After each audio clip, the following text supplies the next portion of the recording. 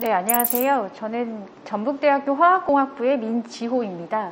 제가 오늘 소개드릴 기술은 리소좀을 포함하는 미백용 조성물이고요. 좀 상세히 말씀드리면 효모 내에 있는 글루타티온 퍼록시데이즈라는 효소를 증폭시킨 효모 내 리소좀이라는 세포 소개관을 미백 기능성 소재로 활용하는 기술이 되겠습니다. 이런 목차로 발표는 진행을 하도록 하겠습니다. 먼저 기술의 배경입니다. 먼저 리소좀이라는 소재에 대해서 좀 간략히 말씀을 드리겠는데요. 이 리소좀은 진핵 생물이라면 누구나 가지고 있는 작은 세포 소기관입니다. 특히나 이 세포 소기관 내에는 약산성 조건으로 유지가 되면서 여러 가지 종류의 세포의 물질들을 분해할 수 있는 가스분해 효소들이 5, 60여 종 포함이 되고 있습니다. 그리고 효모에서 바로 이 세포 소기관을 분리를 해서 미백 화장품 소재로 활용하고자 하는 것이 저희 기술의 핵심입니다.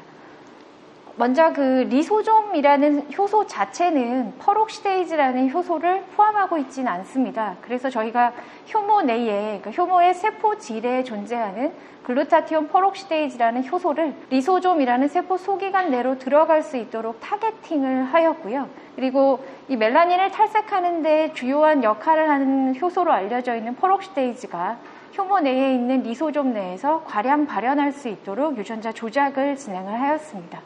그래서 이렇게 만들어진 세포 소재의 경우에는 기존의 멜라닌을 합성하는 것을 저해하는 소재들의 기능을 좀 앞서서 세포 내에 이미 생성되어 있는 멜라닌을 분해하는 효과까지 기대할 수가 있다고 말씀드릴 수가 있습니다. 그래서 저희가 이 유전자 재조합이 진행된 리소좀이라는 세포 소기관을 이용을 해서 미백 기능성 소재로서 활용한 연구 결과에 대해서 좀 말씀을 드리겠습니다. 일단 저희가 제작한 유전자 재조합 효모의 경우에는 보시는 바와 같이 3가지 서로 다른 종류의 벡터를 활용을 하였습니다. 보시는 것처럼 글루타티온 퍼록시데이즈라는 효소를 이용을 했고요. 그 효소의 타입을 1, 2, 3로 분류해서 3가지 종류의 글루타티온 퍼록시데이즈를 효모 내에서 대량 생산이 되도록 유도를 하였고, 이 생산 자체가 이제 리소좀이라는 세포 소기관 내로 집적화가 되게 됩니다. 그래서 3가지 타입의 퍼록시데이즈를 과생산 유도하였습니다. 보시는 것은 저희가 형질 전환한 모식도를 좀 보여드리는 것이고요. 그리고 옆에 보시는 사이아닌 플로러센스 프로테인 발현을 통해서 글루타티온 퍼록시데이즈 타입 2의 경우가 가장 발현율이 좋다라는 것을 1차적으로 확인할 수가 있었습니다. 그리고 저희가 효모로부터 리소좀을 분리하는 방법에 대해서 좀 정리를 해보았습니다. 먼저 저희가 말씀드리는 이 미백 조성물, 그리고 이 핵심이 되는 소재의 경우에는 효모 내부에 포함되고 있는 세포 소기관입니다. 그러다 보니까 효모를 파쇄하고 그리고 효모에서부터 이 작은 세포 소기관을 분리해내는 작업이 필요하게 되는데요.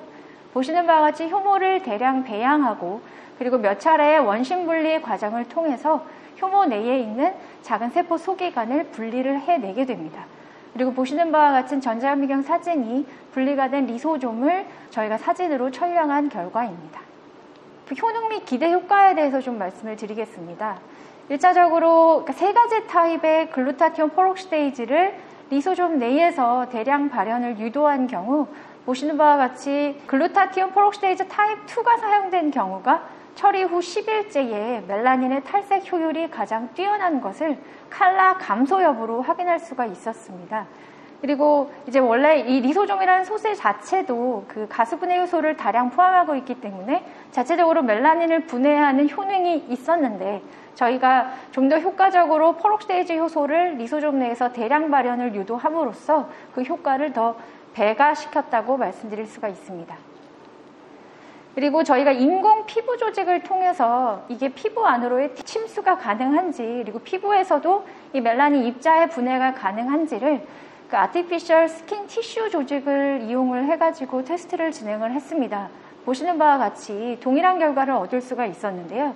글루타티온 퍼록시데이즈 타입 2가 대량 발현된 리소좀을 사용을 하였을 때가 이 그림에서 보시는 바와 같이 내부에서, 피부 조직 내에서 멜라닌의 입자 개수가 확연히 줄어들어 있는 것을 확인할 수가 있었습니다. 그리고 이러한 것들이 각각 이 퍼록시데이즈의 활성 역시 타입 2의 경우가 가장 뛰어난 것으로 보아서 저희가 만든 3가지 효소 중에서 그 두 번째 타입의 경우가 가장 그 미백 조성물로서의 가능성이 있는 소재다라고 말씀드릴 수가 있겠습니다. 그리고 기존에 사용되어져 있는 미백 소재의 경우에는 하이드로퀴논이나 코잭 액시드 그리고 바이타민 C, 알부틴과 같은 소재들이 알려져 있는데요. 이들 소재는 많이들 아시겠지만 이미 생성되어 있는 멜라닌을 분해하는 기능 자체는 없었습니다. 그래서 사전에 처리를 해야만 멜라닌의 합성을 저해야 하는 효과들이 있었는데요. 저희 같은 경우에는 가스분해 효소를 이용하기 때문에 이미 티슈 내에서 생성되어 있는 멜라닌의 탈색을 유도할 수 있는 효과가 기존의 소재들과의 차별화가 된다라고 말씀드릴 수가 있습니다.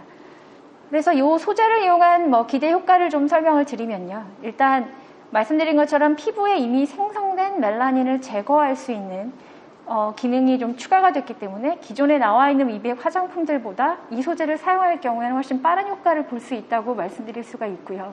그 다음에 저희가 활용하는 미생물 자체가 효모입니다. 그리고 효모는 저희가 먹을 수도 있는 미생물로 알려져 있어서요. 그 유해하지 않은 미생물로부터 생체 내에서 소기가를 분리해낸다라는 부분에서 굉장히 안전성을 확보할 수 있는 소재다라고 말씀드릴 수가 있고요.